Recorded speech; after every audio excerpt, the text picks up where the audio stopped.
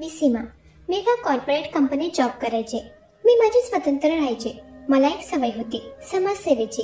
कोणा गरजू व्यक्तीला पाहिलं की मी त्याला लगेच मदत करायचे. एखादा व्यक्ती मला अडचणीत दिसला तर मी स्वतःहून त्याची मदत करायचे. पण यावेळी माझी ही सवय मला खूप महागात पडणार होती. मी माझ्या ऑफिसमधल्या कर्मचाऱ्यांना मदत म्हणून माझ्या घरी राहायला जागा दिली होती. आता काही दिवसांपूर्वीच आमच्या ऑफिसमध्ये काही मुलांची भरती झाली होती. त्यात मुले होते आणि मुलीही होत्या. इंटरव्ह्यू मध्ये एका मुलाने मला फार इम्प्रेस केलं होतं. त्याचं नाव होतं विवेक. तो फारच हुशार आणि मेहनती मुलगा होता. त्याची ही पहिलीच नोकरी होती. विवेक फार हुशार होता. तो ऑफिसमधील काम अगदी अचूकपणे करायचा. पण त्या मेहनती मुलाच्या आयुष्यात अशा प्रकारे कष्ट असतील हे मला ठाऊक नव्हतं. एके दिवशी रात्री ऑफिसमधून घरी आल्यावर मी काही जेवणाचे डबे घेतले व बस स्थानकावर ते गरजू गरीब लोकांना द्यायला गेले. आठवड्यातून एक दिवस मी अन्नदान करायचे. बस स्थानकावर पोहोचल्यावर माझ्या गाडीवर बऱ्याच गरजू लोकांची गर्दी झाली.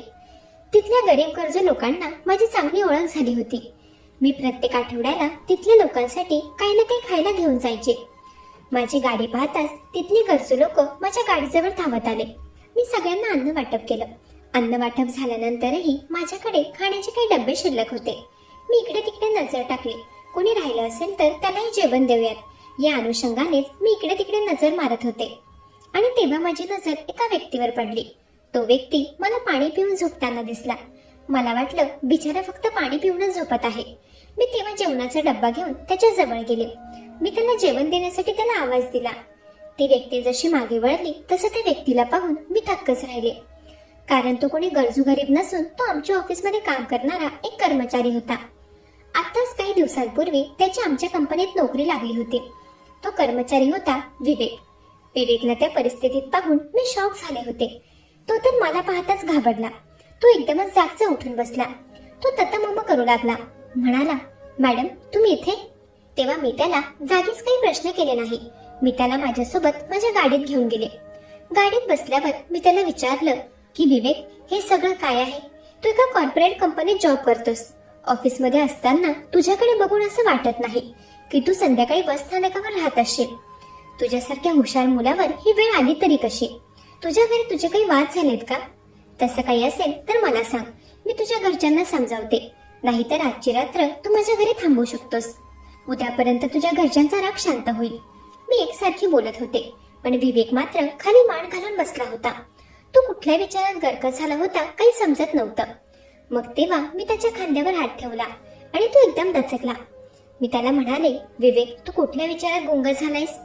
काय झालंय मला व्यवस्थित सांगशील का? विवेक मला त्याच्या अडचणी सांगायला लाजत होता. त्याला बोलकं करण्यासाठी मला तेव्हा जरा कठोर वागावं लागलं. मी म्हणाले, विवेक मी तुझी बॉस आहे आणि त्या नात्याने तुला मला सगळं सत्य सांगावं लागेल. ही माझी ऑर्डर आहे. बोल, काय झालंय? का तू असा बस स्थानकावर झोपत होतास? मी थोडं वरच्या स्वरातच बोलले होते. माझ्या स्ट्रिक्ट आवाजाला विवेक घाबरला. तो मला सगळं सत्य सांगू लागला. म्हणाला, मॅडम माझ्या घरी वाद वगैरे झाले नाहीयेत. मुळात या शहरात माझं कोणीच नाहीये. माझे आई बाबा गावी असतात. मी एका छोट्याशा गावातून आलो आहे. या शहरात मला नोकरी तर लागली, पण अजून माझ्या राहण्याचा ठाव ठिकाणा लागला नाही. मी हॉस्टेलमध्ये, पीजी मध्ये बऱ्याच ठिकाणी राहण्यासाठी विचारपूस केली. पण प्रत्येक जण 20 ते 30 हजार डिपॉझिट आधी मागत आहे आणि दर महिन्याला 7 ते 8 हजार रुपये तिथलं रेंट आहे. मी एवढे पैसे नाही देऊ शकत. म्हणूनच मी बस स्थानकावर राहण्याचा मार्ग निवडलाय. आता या बस स्थानकावरील तो बाकडा माझा बेड आहे आणि इथे सार्वजनिक स्वच्छतागृह माझ्यासाठी रेस्टरूम आहे. तिथेच मी स्नान करतो, ऑफिससाठी तयार होतो. हेच खरं सत्य आहे. मॅडम कृपया तुम्हाला एक विनंती आहे. आता तुम्हाला माझं सत्य माहीत झालंय तर प्लीज ऑफिसमध्ये ते कोणाला कळू देऊ नका. ऑफिसमध्ये माझे काही नवीन मित्र झालेत. त्या सगळ्यांची फॅमिली इथेच राहते. प्रत्येकाचे आई वडील काही ना काही नोकरी करतात. ती मुलं तर नावाला नोकरीला लागलेत. त्यांना पैशांची गरज नाहीये. माझ्या सोबतच्या मित्रांच्या घरची परिस्थिती व्यवस्थित आहे, पण मी त्यांच्यापेक्षा फार वेगळा आहे. मी असं बस स्थानकावर राहतो, तेथील स्वच्छतागृहात मी तयार होतो. हे जर कोणाला समजलं तर माझे मित्र माझ्यापासून मैत्री तोडतील. सगळे माझा तिरस्कार करतील. म्हणून कृपया करून तुम्ही ही गोष्ट कोणाला कळू देऊ नका. माझ्यासाठी एवढंच करा. मी तुमचा फार आभारी राहील. तेव्हा विवेकची सत्यता ऐकून मला त्याची फार दया आली. मी त्याच्यासाठी काय करू शकते हाच विचार माझ्या डोक्यात चालला होता. तेव्हा जो विचार माझ्या डोक्यात आला तो मी लगेच बोलून गेले. मी काहीही विचार केला नाही. मी झटक्यात विवेकला म्हणाले, विवेक, आजपासून तुला या बस स्थानकावर राहायची गरज नाही. तू माझ्यासाठी या सगळ्या गरजू व्यक्तींपेक्षा थोडा वेगळा आहेस. तुझं आणि माझं नातं वेगळं आहे. तू माझा हुशार कर्मचारी आहेस. तू आजपासून माझ्यासोबत माझ्या घरी राहायचं. आणि हो, ही गोष्ट ऑफिसमध्ये तू कोणाला कळू देऊ नकोस, कारण मला माझा मोठेपणा लोकांमध्ये मिरवायला आवडत नाही. आणि म्हणूनच मी तुला माझ्या घरी राहायला जागा दिली आहे. याबद्दल तू कोणाला काही सांगू नकोस. काही गोष्टी जेवढ्या गुप्त असतील तेवढंच बरं असतं. माझं बोलणं ऐकून विवेकने थेट माझे पाय धरले. तो म्हणाला, मॅडम, तुम्ही खरंच मला तुमच्या घरी राहायला जागा देत आहात? पण तुमच्या परिवारातील लोक मला तुमच्या घरी राहू देतील का? तुमचे मिस्टर ते तुमच्यावर काही संशय तर घेणार नाही ना? माझ्यामुळे उगाच तुमच्या घरात वाद नकोत. मी त्याला म्हणाले, विवेक, माझ्या घरी मी एकटीच असते. माझी मुलं माझ्या बहिणीकडे राहतात. फार कमी वयात माझा डिव्होर्स झालाय. त्यावेळी जेव्हा माझा डिव्होर्स झाला होता तेव्हा माझी परिस्थिती फार नाजूक होती. मी माझ्या मुलांना 2 वेळचं अन्न भरवू शकेल एवढाही पैसा माझ्याकडे नव्हता. तेव्हा माझ्या बहिणीने व माझ्या दाजींनी मला मदत केली. त्यांनी माझ्या मुलांच्या शिक्षणाचा सगळा खर्च उचलला. लहानपणापासून माझी मुलं त्यांच्या मावशीकडे राहत आहेत. ते तिथेच त्यांचं शिक्षण घेत आहेत. आता मी माझ्या मुलांचा खर्च माझ्या बहिणीला पाठवत असते. आज मी माझ्याकडून होईल तेवढी थोडीफार मदत लोकांनाही करत असते, कारण मीही फार गरिबीचे दिवस काढले आहेत. म्हणून माझ्याने कोणाचं दुःख बघवलं जात नाही. तू आता मला जास्त प्रश्न विचारू नकोस. मी तुला एकदा सांगितलंय की तू आजपासून माझ्या घरी माझ्या सोबतच राहणार. तुला आता असं बस स्थानकावर राहण्याची गरज नाहीये. विवेक माझे फार आभार मानू लागला. तो माझ्यासोबत माझ्या घरी राहायला तयार झाला होता. मी मोठ्या मनाने आणि चांगल्या विचारांनी त्याला माझ्या घरी राहण्यासाठी जागा दिली. परंतु प्रत्येक वेळी प्रत्येक गोष्टही योग्यच होईल असं नसतं. यावेळी माझे परोपकार माझ्यावरच उलट फिरणार होते. ते म्हणतात ना, नव्याचे 9 दिवस असतात. अगदी तसंच विवेकच्या बाबतीतही घडलं. तो सुरुवातीला महिनाभर माझ्यासोबत छान राहिला. तो आपल्या घराप्रमाणे घरात मिक्स झाला होता. पण अचानक त्याच्या वागण्याचा अंदाज बदलू लागला. आम्ही दोघे सोबतच राहायचो, एकाच ऑफिसमध्ये काम करायचो. पण तरीही आजपर्यंत आम्ही ऑफिसला कधी सोबत गेलो नव्हतो. सुरुवातीचे 2-3 दिवस मी त्याला माझ्या गाडीमधूनच ऑफिसमध्ये घेऊन जात होते. परंतु एके दिवशी मला ऑफिसमध्ये माझ्या एका मैत्रिणीने विवेकला गाडीतून सोडताना पाहिलं आणि तेव्हा तिने मला 17 प्रश्न विचारले. त्या दिवसापासून मी विवेकला माझ्यासोबत गाडीने घेऊन जाणं बंद केलं.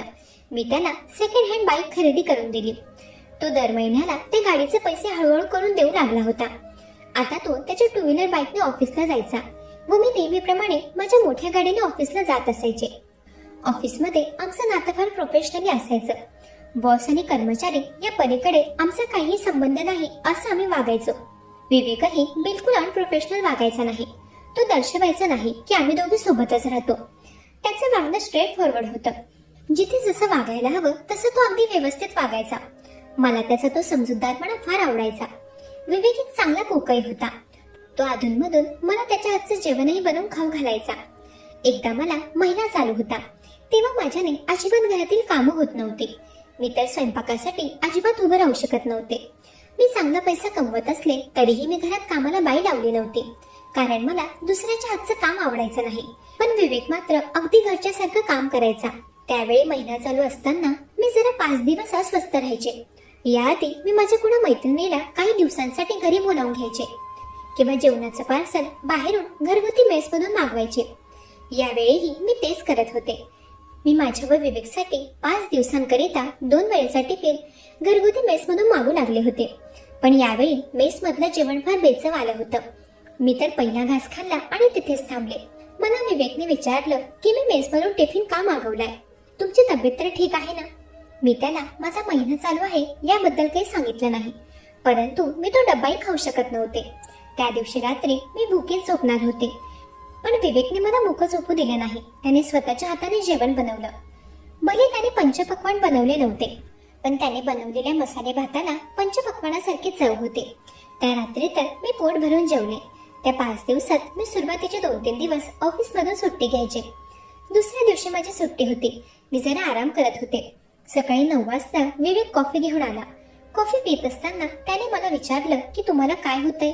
मी तुम्हाला हॉस्पिटलमध्ये घेऊन जातो. जो काही त्रास होत असेल तुम्हाला प्लीज मोकळ्यापणाने सांगा, म्हणजे तसा आपण त्या स्पेशालिस्ट डॉक्टरकडे जाऊ शकतो. विवेक फारच हट्ट करू लागला. त्याच्या हट्टापुढे शेवटी मी हात टेकले व त्याला इच्छा नसताना सगळं सांगितलं. ते ऐकून तो म्हणाला, अरे एवढंच ना, एवढं काय लाजायचं त्यात? या गोष्टी नैसर्गिक आहेत. मी आता लहान राहिलो नाही, मलाही समजतं. आणि मला काय लाजायचं? आता आपण पार्टनर आहोत, म्हणजे आपण सोबत राहतो तर आपण हाऊस पार्टनर आहोत ना. तो पुढे म्हणाला, आता तुम्ही आराम करा, काही लागलं तर मला सांगा. विवेकला जसं समजलं की माझा महिना चालू आहे तसं त्याने माझी फार काळजी घेतली. रात्री झोपण्यापूर्वी मला गरम पाण्याची पिशवी आणून देणं, रात्री झोपण्याआधी मला आईस्क्रीम आणून देणं, तसंच सकाळी ऑफिसला जाण्यापूर्वी नाश्ता, दुपारचं जेवण सगळं काही तो माझ्यासाठी बनवून जात होता. घरातील कामही तो आवरत असे. विवेक जेवढा हट्टी होता तेवढाच तो काळजीवाहूही होता. आता त्या 5 दिवसांनंतर आमच्या दोघांचं नातं अजूनच बदललं. बऱ्याच वर्षांनंतर कोणीतरी पुरुषाने अशा प्रकारे माझी काळजी घेतली होती. त्याची ती काळजी मला फार बरी वाटली होती. माझं अर्ध दुखणं तर विवेकची काळजी पाहूनच नाहीसं झालं होतं. मला वाटत होतं की तो नॉर्मली हाऊस पार्टनर म्हणून माझी काळजी घेतोय, कारण घरात प्रत्येक सदस्य एकमेकाची काळजी घेतोच आणि काळजी घेण्यासाठी कोणाला सांगायची गरज नसते. जिथे आपलेपण असतं तिथे काळजी न सांगता घेतली जाते. मी विवेकला घरातील सदस्य समजायचे, पण त्याच्या मनात असे विचार चालले होते ज्याचा मी स्वप्नातही विचार केला नव्हता. विवेक रोज टप्प्याटप्प्याने एक पाऊल पुढे टाकत होता. तो गोडवा वाढवण्याचा प्रयत्न करत होता. मला असं वाटू लागलं होतं की नियती तिच्या सोबत होती की काय, तेही त्याला गोडवा वाढवण्यात साथ देत होती. एकदा काय झालं, मी नेहमीप्रमाणे आवरून ऑफिससाठी निघाले, पण गाडी जवळ येताच मला दिसलं की माझी गाडी पंक्चर होती. एवढ्या सकाळी मॅकॅनिक यायला तयार नव्हता. मग तेव्हा विवेक म्हणाला की आज मी तुम्हाला माझ्या गाडीवर ऑफिसला सोडतो.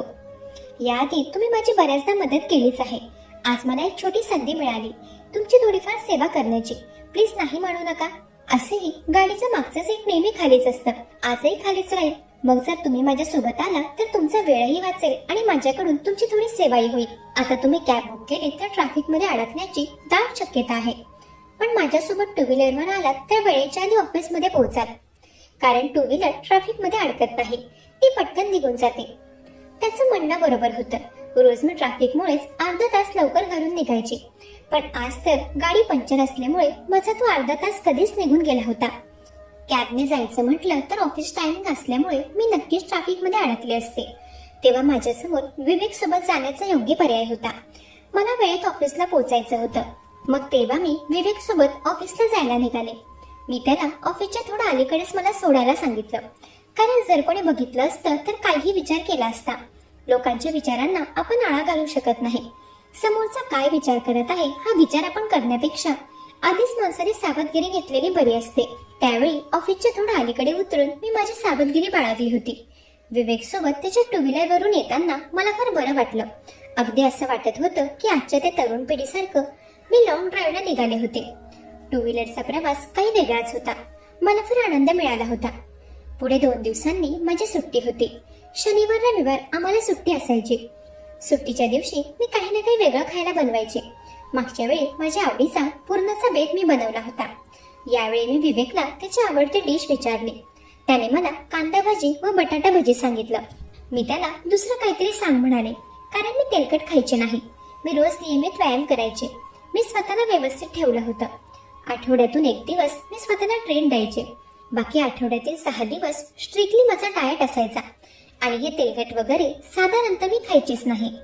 त्यावेळी बहुतेक देवालाही विवेकची भजी खाण्याची इच्छा पूर्ण करायची होती. तेव्हा एकदमच ढग गडगडायला लागले आणि जोराने पाऊस सुटला. पाऊस पाहून तर माझी भजी खाण्याची इच्छा झाली. मग मी लगेचच भजी बनवायला घेतली. विवेकही मला मदत करत होता. त्याने एकीकडे चहा उकळवायला ठेवला. तेव्हा मी भजी बनवत होते. तोच दरवाजाची बेल वाजली. मी हात धुवून दरवाजा उघडायला गेले. दरवाजा उघडला तर समोर माझी मैत्रीण उभी होती. नलिनी माझी किटीमधील मैत्रीण होती. तिला पाहून मी घाबरले होते, कारण त्यावेळी घरात विवेकही होता. नलिनीने विवेकला माझ्यासोबत पाहिलं असतं तर तिने किटीमधील सगळ्यांना सांगितलं असतं की मी एका मुलासोबत राहत आहे. त्यात नलिनी गोष्टी वाढून चढून सांगण्यात 1 नंबर होती. तेव्हा मी तिला बघतच बसले होते. ती मला म्हणाली, अगं सीमा, बघत काय बसलीयस? मला घरात नाही का बोलवणार? तिचा आवाज ऐकून मी भानावर आले व तिला घरात घेतलं. आम्ही ड्रॉइंग हॉलमध्ये बसलो. ती अचानक कशी आली हे मी तिला विचारलं, तर ती म्हणाली की इथे जवळ आमचे रिलेटिव्ह राहतात, त्यांनाच भेटायला आले होते, पण ती घरी नाहीयेत. म्हणाले मार्केटमधून येतोय, तोपर्यंत तुम्ही घरी पोहोचा. मी तर इथे पोहोचले, पण ते अजूनही आले नाहीयेत. म्हणून म्हटलं तू इथेच राहते, तुला तरी भेटून घेऊयात. नलिनी माझ्याशी बोलत हॉलमध्ये बसली होती. पण माझ्या डोक्यात विचार चालू होता की विवेकने किचन मधून बाहेर यायला नको. परंतु मी विचार करत होते तसं काही झालं नाही. अगदी दुसऱ्या मिनिटाला विवेक किचन मधून बाहेर आला. तो म्हणाला, चहा भजी तयार आहे. नलिनी समोर विवेक मला नेहमीप्रमाणे मॅडम वगैरे हाक देऊन बोलला नव्हता. तो आहो काहो म्हणूनच माझ्याशी बोलला होता. त्यामुळे नलिनीला लक्षात आलं नाही की तो माझ्या ऑफिस मधला कर्मचारी आहे. विवेक किचन मध्ये जाताच नलिनी मला म्हणाली, काय ग, तू तर घरात कधीच कामाला नोकर ठेवला नव्हता, मग आता अचानक हा हँडसम नोकर कुठून शोधला? मी तिला म्हणाले, अगं नाही ग, तो नोकर नाहीये. मी पुढे बोलण्याआधी ती म्हणाली, ओ अच्छा अच्छा, समजले, लिव्ह इन रिलेशनशिप. हा. नलिनीचं बोलणं ऐकून मी तर शॉकच झाले. ती खरंच एकाची दोन करणारी होती. आजपर्यंत मला तर तिचा तसा अनुभव आला नव्हता. पण मला किटीमधील बऱ्याच मैत्रिणींनी सांगितलं होतं की नलिनीपासून थोडं सावध राहायचं. ती माझं बोलणं ऐकून घेण्याआधी काय काय समजून बसली होती. मी तिला म्हणाले, अगं लिव्हिंग वगैरे नाहीये. तर तेव्हाही ती म्हणाली, अच्छा पार्टनर आहे तर. तेव्हा तिच्या बोलण्यावर मी तिला उत्तर देणार तूच विवेक भजी व 2 कप चहा घेऊन हॉलमध्ये आला. तो नाश्ता ठेवून पुन्हा किचनमध्ये निघून गेला. मी नलिनीला सांगितलं की तो आमचा रिलेटिव्ह आहे, काही दिवस तू इथे राहायला आलाय, बाकी काही नाही. मग माझं उत्तर ऐकून ती शांत बसली. नाही तर तिचे तर्कवितर्क संपतच नव्हते. अगदी पोटभर नाश्ता करूनच नलिनी माझ्या घरून गेली. ती एकदाची गेली ते बरंच झालं. ती गेल्यानंतर मी लगेचच दरवाजा लावून घेतला. तिच्या नादात मी विवेकला विचारलंच नाही की त्याने भजी खाल्ली की नाही. नलिनी अचानक आल्यामुळे बिचारा विवेकलाच किचन मधील सगळी कामं करावी लागली. नलिनी गेल्यानंतर विवेक 2 कप चहा घेऊन हॉलमध्ये आला. तो म्हणाला, चला सोबत बसून पावसाचा आनंद घेऊयात. तेव्हा गप्पा गोष्टींमध्येच विवेक म्हणाला, तुमची मैत्रीण काहीतरी पार्टनर बद्दल बोलत होती. मी त्याला म्हणाले, अरे काही नाही, नको लक्ष देऊस तू, काही ऐकलं असेल तर ते विसर. नलिनी ना अशीच बडबडी आहे. तो म्हणाला, त्या काही चुकीचं तर बोलल्या नाहीत, आपण पार्टनर्स तर आहोत. मी त्याच्याकडे पाहताच तो म्हणाला, आपण हाऊस पार्टनर आहोत ना. एवढं बोलून तो हसतच तिथून निघून गेला. त्या दिवशी पहिल्यांदा त्याचं हसू मला वेगळं वाटलं होतं. असू, मी ना जरा जास्तच विचार करत होते. तेव्हा मी माझ्या डोक्यातले ते विचार झटकले. शनिवार रविवार सुट्टीचे दिवस छान गेले. पुन्हा सोमवारपासून ऑफिस वर्क चालू झालं. सोमवारी मी ऑफिसमधून लवकर घरी आले होते, कारण मला ऑफिसच्या कामासाठीच जरा बाहेर जायचं होतं. विवेकला मी बाहेर जात आहे त्याबद्दल सांगायचं विसरले होते. मी जेव्हा माझ्या त्या कामा ठिकाणी पोहोचले तेव्हा तिथे विवेकही आला होता. मी एका हॉटेलमध्ये गेले होते. अचानक विवेक तिथे आला. कालच एक गोष्ट घडली होती जी मी कोणासोबतही शेअर केली नव्हती. विवेकला हॉटेलमध्ये माझ्या समोर पाहताच मी माझा कॅमेरा चालू केला व विवेकला म्हणाले की विवेक, मला तुझं प्रेम मान्य नाही. तू माझ्या मागे मागे फिरणं बंद कर, नाहीतर मला माझ्या सेफ्टी करता तुझ्या विरुद्ध तक्रार दाखल करावी लागेल. विवेक ऐक, आताही वेळ आहे, इथून निघून जा. त्यावर तो म्हणाला, सीमा मॅडम, ही नाटकं करून काही होणार नाहीये, कारण आता सगळे प्रूफ माझ्याकडे जमा झाले. तुम्हा स्त्रियांकडे ना हीच एक बाजू खूप स्ट्रॉंग असते. काही झालं तर पुरुषावर खोटे आरोप करायचे. तुम्ही सहजच पुरुषाला तो चुकीचा नसेल तरी एखाद्या गुन्ह्यात अडकवण्याचा प्रयत्न करतात. पण यावेळी तुमच्यासारख्या खोट्या स्त्रीचे खोटे आरोप मी खरे होऊ देणार नाही. पुढे तो म्हणाला, मॅडम, तुम्ही जी समाजसेवा करतात, जो दानधर्म करतात, ती गोष्ट अगदी चांगली आहे. पण दानधर्म आणि समाजसेवा ही आपल्या कमाईच्या कष्टाच्या पैशांनी करायची असते. चोरीच्या पैशांनी केलेल्या दानधर्माला दानधर्म म्हणत नाहीत, ती लबाडी असते. तुम्हाला काय वाटलं, तुम्ही चोरीच्या पैशाने दानधर्म कराल? तुमचा दानधर्म पाहून लोकांना वाटेल की तुम्ही खूप चांगले आहात. या खोट्या समाजसेवेच्या मुखवट्यामुळे तुमची दुसरी बाजू कधीच समोर येणार नाही असं वाटलं होतं ना तुम्हाला? तुमचे मुलं तुमच्या बहिणीकडे नाहीत, ते परदेशात शिकायला आहेत.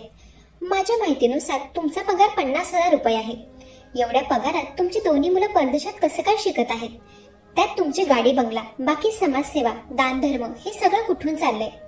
मॅडम, मांजरीला वाटत असतं की मी तर लपून दूध पित आहे, मला कोणी बघत नसेल. पण खरं तर कोणाची ना कोणाची तिच्यावर नजर असतेच. तुम्ही माझी मदत केली त्यामुळे धन्यवाद. तुमच्यामुळेच तर मी तुम्हाला जवळून जाणू शकलो. आता बहाणे करून फायदा नाही, कारण तुमची चोरी पकडली गेली आहे, तीही सगळ्या पुराव्यांसकट. विवेक माझ्या घरी एक गरीब साधा कर्मचारी म्हणून राहत होता.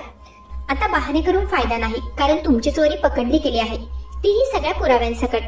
विवेक माझ्या घरी एक गरीब साधा कर्मचारी म्हणून राहत होता. खरं तर तो नॉर्मल कर्मचारी नसून इन्व्हेस्टिगेशन ऑफिसर होता. त्याला आमच्या कंपनीच्या इन्व्हेस्टिगेशनसाठी पाठवण्यात आलं होतं. काही महिन्यांपूर्वी कंपनीमध्ये लाखो रुपयांची गडबड झाली होती, पण त्याचा तपास कधीच संपला होता असंच मला वाटत होतं. परंतु मला हे ठाऊक नव्हतं की तो तपास गुप्त पद्धतीने चालला आहे. विवेक इन्व्हेस्टिगेशन ऑफिसर होता, पण तो साधारण कर्मचारी म्हणून ऑफिसमध्ये काम करू लागला. त्याने स्वतःला गरीब सिद्ध करून माझ्या घरात राहायला जागाही मिळवली. अशा प्रकारे तो माझं निरीक्षण करू लागला, माझ्यावर लक्ष ठेवू लागला. मी रोज ऑफिसला जाण्यापूर्वी माझ्या खोलीलाही लॉक करून जायचे. याच गोष्टी त्याच्या नजरेत आल्या असाव्यात. विवेक ऑफिसर होता, मी त्याच्या डोळ्यात धूळ घालू शकले नाही. विवेकने बहुतेक माझा फोनवरचं बोलणंही ऐकलं होतं. आमच्या कंपनीत जो घोटाळा झाला होता त्यात माझाही हात होता. माझ्यासोबत ऑफिसमधील काही कर्मचारीही होते. आम्ही सगळे पुरावे नष्ट करण्याचे ठरवलं होतं आणि ती मीटिंग आम्ही आज एका हॉटेलमध्ये आयोजित केली होती. पण त्याच वेळी बरोबर विवेकने माझा पाठलाग केला आणि आमचं सगळं बोलणं त्याने व्हिडिओद्वारे रेकॉर्ड केलं. कंपनीचा घोटाळा पकडल्यानंतर माझी नोकरी तर गेलीच, त्याचबरोबर मला दंडही भरावा लागला आणि माझ्यावर कोर्टात केसही चालू झाली. आज मला फार पश्चाताप होतोय. माझ्या मुलांचं परदेशातील शिक्षणही अर्ध्यातच थांबलंय. लालसापायी आज मी सगळं गमावून बसले. माझ्या मुलांच्या नजरेतूनही मी उतरले होते. माणसाने कधीही लालची बनू नये, जे आहे त्यात समाधान मानावं, कारण लालच आणि खोट्याचा शेवट एक दिवस नक्की होतो. मंडळी,